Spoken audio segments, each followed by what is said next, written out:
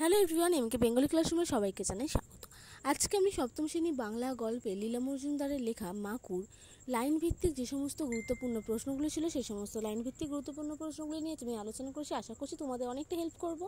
তো এই ধরনের যদি হেল্পফুল ভিডিও দেখতে চাও অবশ্যই কমেন্ট বক্সে কমেন্ট করে জানিয়ে আমি চেষ্টা করব তোমাদের কাছে এরকম হেল্পফুল আরও ভিডিও নিয়ে আসার জন্য। তো চলো ভিডিও নম্বর প্রশ্ন, কোন হ্যান্ডবিলের কথা বলা হয়েছে? উত্তর, এখানে মাকুকে খোঁজার বিজ্ঞপ্তিসূচক হ্যান্ডবিলের কথা বলা হয়েছে। 2. কাউকে কাঁদতে দেখলে শোনার কি মুশকিল হয়? কাউকে কাঁদতে দেখলে শোনার গলা ব্যথা করে। 3. হ্যান্ডবিলের বাকি অংশটি লেখা হয়নি কেন? হ্যান্ডবিলের বাকি অংশটি লেখা হয়নি কারণ নোটো মাস্টার আর কালি খরচ করতে চায়নি। 4. মাকুকে চেনার চিহ্নগুলি কি কি? উত্তর, সুন্দর লালচে কোকড়া চুল, ছাই রঙের চকচকে চোখ, তার নাকের ডগা কালো তিল, এগুলি হলো মাকুকে চেনার উপায়। 5. সোনাটিয়ার ঘুম ভাঙল কিসের শব্দে? উত্তর, মটমট করে কাদের পায়ের চাপে কাঠকুটো ভাঙার শব্দে সোনাটিয়ার ঘুম ভাঙল। 6. মাকুকে নিয়ে ঘড়িওয়ালা কি দেখতে চেয়েছিল? উত্তর, মাকুকে নিয়ে খেলা দেখিয়ে ঘড়িওয়ালা বড়লোক হতে চেয়েছিল। 7. জানোয়ারদের জল খাওয়ার শব্দ কেমন? উত্তর, নদীর কিনারায় দাঁড়িয়ে জানোয়াররা চক বক গক গক করে জল খাচ্ছিল। 8. প্যাপা পুতুলের জন্য সোনাটিয়াকে সং কার কাছে নিয়ে গিয়েছিল? সোনাটিয়াকে সার্কাসের জাদুকরের কাছে নিয়ে গিয়েছিল। 9. খাবার কোথায় পাওয়া যায়? উত্তর, খাবার পাওয়া যায় বটতলার সরাইখানায়। 10.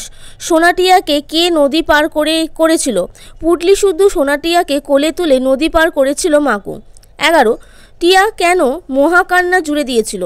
মাকুর শোকে হাউ হাউ করে কাঁদতে লেগেছিল ঘড়িওয়ালা। তার কান্না সহ্য করতে না পেরে টিয়াও মহাকান্না জুড়ে দিয়েছিল। 12. কোন কোন জানোয়ারকে তারা আসতে দেখেছিল? নালা বেয়ে অনেকগুলি জানোয়ারকে সোনাটিয়া আসতে দেখেছিল। সেইগুলি হলো 2টো ঘোড়া, টুপি পরা 2টো বানর, গলায় ঘণ্টা বাঁধা একটি ছাগল, মোটা মোটা 2টো ভাল্লুক আর বেশ কয়েকটি কুকুরছানা।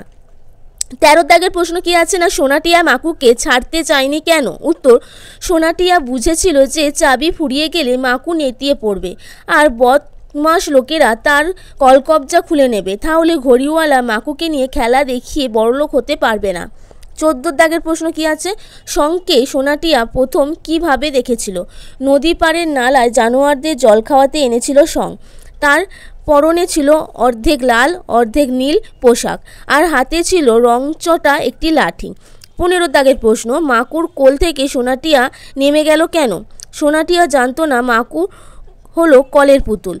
বেশি ভার বইতে গিয়ে যদি তার দম শেষ হয়ে যায় সে নেতিয়ে পড়ে, এই ভয় সোনাটিয়া মাকু কোল থেকে নেমে বলল।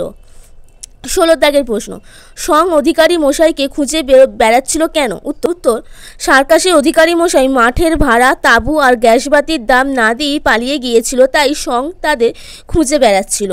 17 সোনাটিয়ার বয়স কত? তাদের কাছে কত পয়সা ছিল? সোনার বয়স 6 বছর আর টিয়ার বয়স 5 বছর। সোনার কাছে একটা পয়সা ছিল, কিন্তু ছোট হওয়ার কারণে টিয়ার কাছে কোনো পয়সা ছিল না। 18 দাগের প্রশ্ন, বটতলার সরাইখানায় তারা কীভাবে পৌঁছালো? উত্তর, সং এগিয়ে গিয়েছিল। আলো লক্ষ্য করে সোনাটিয়া হাত ধরে মাকু এগোতে থাকে। পেঁচার ডাক শুনেও তারা ভয় করে না।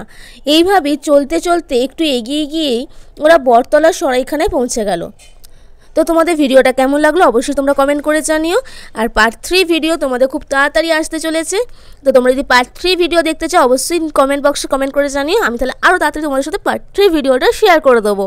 তো চলো এখন এই পর্যন্তই, দেখা হবে নতুন কোনো ভিডিওতে। টাটা।